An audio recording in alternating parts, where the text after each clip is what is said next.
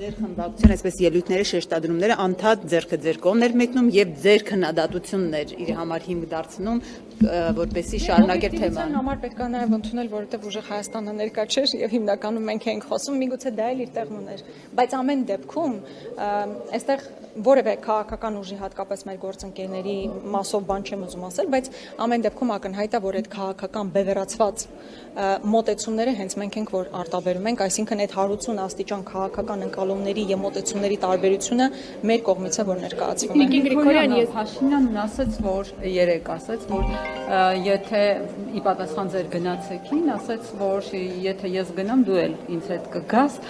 որովհետեւ ես եմ քեզ դրել քաղաքական դաշտ, ըստ էության կարող է ձեր երկուսի գնալը իրար հետ պայմանավորված է ու ձեր գնալու հնարավորը հետները տան։ Չգիտեմ ինչ ասեմ։ Ես ամեն ինչ անելու եմ, որ ինքը գնա։ Այդ հաստատ։ Եթե պետք լինի, որ ես դրանից հետո որևէ օր քաղաքականությամբ չզբաղվեմ, ես չեմ զբաղվել։ Բայց ես գիտեմ, որ ինքը մետաստազ է մեր երկրի վրա, ինքը քայքայում է մեր երկիրը, իմ պետությունը քայքայողն է։ Այսօր առավոտից իրիկու մենք ավետյաց երկրում ենք, մենք գտել ենք մեր ավետյաց երկիրը, կարծես ուրիշ տեղ ենք եկանք ավետյաց երկիր։ Ես այս ավետյաց երկրում ծնվել մեծացել եմ։ Հիմա եկել ինձ համոզում եմ, որ դուք վերջապես մենք ձեզ համար բացահայտել ենք ավետյաց երկիրը։ Ես չգիտեմ իրանք իսկապես ում են հիմարի տեղ դրել։ Մենք այս երկիրը սիրում ենք, մենք այս երկիրը պաշտում ենք ու գիտենք, որ իրենք այս երկիրը կործանում են։ Հետևաբար ամեն ինչ անելու եմ իմ հնարավորությունների հասկանալի է, որ շատ ավելի սահմանափակ հնարավորություններով ես ամեն ինչ անել եմ, որ ինքը հեռանա։ Եթե դրանից հետո պետք լինի, որ ես էլ քաղաքականությամբ չզբաղվեմ, չեմ զբաղվի։ Նիկին Գրիգորյան, դուք ասացիք մասին ասած 1990-ների ճարտարապետած այսպեսի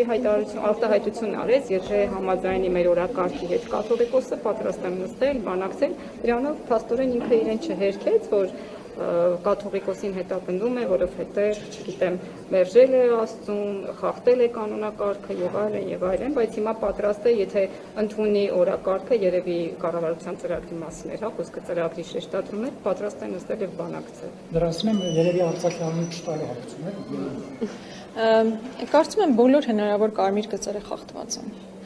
Ես իհարկե կաթողիկոսի անունից դա չեմ կարող ասել, որտեղ ամեն դեպքում կաթողիկոսը պետք է իր խոհեմությամբ եւ իր դիրքից ելնելով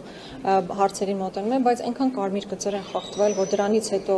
ավազանի անունով դիմելուց, ամենավերջին վիրավորական հայտարարություն անելուց հետո անմեղ գառան դեմքով կանել ասել ես հիմա կարող եմ նստել քննարկել բանակցել, չգիտեմ, էլի մեծ դիսոնանս է առաջացնում դա ինձ մոտ, բայց առհասարակ եկեղեցու դեմ իրականացվողը իսկապես անձերի մասին չէ, եկեղեցու որպես ինստիտուտի եւ նաեւ համահայկական ազգային արժեքները պահող ինստիտուտի դեմ պայքար է։ Եթե մենք սա չենք կարողանում ճիշտ անկյունից տեսնել ինչա կատարվում, մենք խնդիր ենք ունենալու, որտեղ այսօրվա իրենց պատկերացրած 4-րդ հանրապետությունն այդպեսին է, որտեղ Հայաստան Սփյուռքն ընդհանրապես կապ գոյություն չունի, մինչդեռ Հայաստանի համար Սփյուռքը մեծագույն ներուժ է։ Եկեղեցին, որ ազգապահպան ինստիտուտ է ամբողջ աշխարհով, որտեղ գնում ես, որ երկիր գնում ես, այդ քաղաքում, այդ երկրում եկեղեցի կա հայկական համայնքն կոնսոլիդացված է։ Հիմա իրանք դա էլ չեն ուզում։ Հասկանում եք, այն ամեն ինչը ինչ որ կարող է Հայաստանի Հանրապետությունն ավելի ուժեղացնել, իրենք իրենց դեմ պայքար են մղում։ Ու եկեղեցին կարևոր ֆունդամենտալ հենակետերից մեկն է այդ առումով։ Եվ այստեղ անձերի հարց չի, կրկնում եմ եւս մեկ անգամ, ու այսօր այդ հարցադրումը ես իմ ելույթում էլ հնչեցրեցի։ Այն հիմա նախ կաթողիկոսը այս բան քրեական գործով է անցնում։ Իրենց նշած որ մեղքի համար է ինքը անցնում, սա առհասարակ հակասահմանադրական է, բարոյական բոլոր հարթության մեջ մեր արձանագրումներն արել ենք այս կոնֆլիկտի մասով, բայց սա նաև հակասահմանադրական է, որովհետև եկեղեցին անջատ է պետությունից, իսկ այսօր պետության փաստացի ղեկավարը ուղիղ միջամտում է, չի ասում լավ կլինի, որ գնա, ասում է ինքը պիտի գնա, իրան փոխարինող պետք է նշանակենք, հետո կանոնական ինչ որ նորմեր պետք է ընդունենք, դու ես որ նման բաներ հայտարարես, դու ինչ կապ ունես այդ ամեն ինչի հետ։ Նիկին Գրիգորյան, դուք ասացիք, որ երկրորդ նախագահը եզակի անձնավորություն է, նա Նիկոլ Փաշինյանի հետ ոչ մի դեպքում համագործակցության չի գնա, այստեղ իշխանություն, ընդդիմություն, կոնսենսուս կա, ուղղակի իշխանությունն էլ երկրորդ նախագահի եզակիությունը գնահատում է նրանով, որ 10 տարվա կառավարման ընթացքում դարձել է միլիարդատեր, Նիկոլ Փաշինյանը հեգնեց ազգային ժողովի ամբիոնից, ասում եմ, բայց ես էլ եմ 10 տարի, այսա շուտով դառնում, որ կառավարել եմ, բայց ես ինչի չեմ դարձել միլիարդատեր։ Սևանում եք ունչում եմ։ Նախ այդ իրավական մնացած գործընթացների մասին ես ասպայն որևէ բան չեմ ասի, որովհետև 8 տարվա մեջ ամենաանհավանական բաներն ասել են, հետո այդ ամեն ինչը ջրվել անցել է։ Հիմա այս մի գործը չլինի, ուրիշ գործ կկարեին, այդ գործը չկարեին, այլ գործ կկարեին, դա ակնհայտ է, փաստորեն իշխանության մոտ 9-րդ տարում մեկ էլ հիշել են, որ ինչ որ գործեր կան դարակում, որ պետքա բացահայտվեն։ Իսկ ինքը ինչ ունի չունի, կամ իր շրջապատը մերձավոր, ոչ այնքան մերձավոր շրջապատը ինչ ունի թե չունի, կբացահայտվի որօրինքը, որ իշխանություն չլինի։ Այդ ժամանակ մենք կտեսնենք, թե իրականում ինչպիսի չարաշահումներ են եղել եւ ինչպիսի անօրինակ ապօրինություններ են տեղի ունեցել իր կառավարման օրոք։ Թող ինքը չլի, մնացած ամեն ինչը կբացահայտվի։ Տիկին Գրիգորյան Փաշինյանը նայեց ձեր դատարկաթորներին նիստում եւ հայտարարեց, ասաց պրծել են ձեր մաֆիայի ժամանակները, որ ում ուզենաք կառնեք, ում ուզենաք ծախեք, ինչ կասեք այս մասին։ Նախ դուք զգում եք, որ ինքը իրային վստահ հայտարարությունից, որ մեր ընդդիմության ձայները նկատի ունի հիմնական եւ Ուժեղ Հայաստան եւ Հայաստան Դաշինք, ասում էր, որ 100%-ով օրգանիկ չեն, բոլորն ընտրակաշառքով են։ Դրանից հետո հետ քայլ կատարեց, ասաց 70% են այդպեսին։ Հիմա ասում է, դե հիմա ինչ կա, հաջորդ ընտրությունների այդպես չի լինի, դա ուղղակի շատ ծիծաղալի է։ Մեր ժողովուրդը մեզ գնացել եւ վստահ իր աջակցությունն ա տվել, համենայն դեպս Հայաստան Դաշինքի մասով ես դա կարող եմ պնդել, որ 150,000 մարդ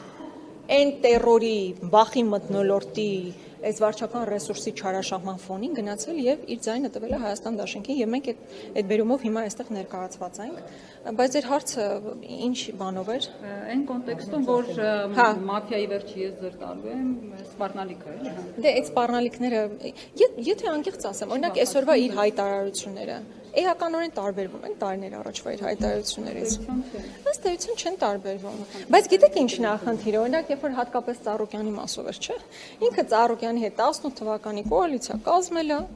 ինքը օլիգարխ չէր համանում Գագիկ Ծառուկյանին սովորական խոշոր սեփականատեր էր, ում հետ կարելի էր գնալ նոր գործարանների բացմանը, հիշում եք այդ բացման գործարանի հերթական բացման ժամանակ ասաց, դե ես կարծում եմ Գագիկ Ծառուկյանն ամեն դեպքում խոշոր սեփականատեր է։ Հետո Գագիկ Ծառուկյանը հայտարարություն անում, որ դու պետքա գնաս, ինքը միանգամից հայտնում է ԱԱԾ պատվալում, հետո դրանից հետո դուրս է գալիս ակտիվ քաղաքականությամբ չի զբաղվում, էլի Գագիկ Ծառուկյանը խնդիր չունի, իր ընտանիքի անդամները որևէ խնդիր չունեն, մեկ էլ հենց 26 թվականից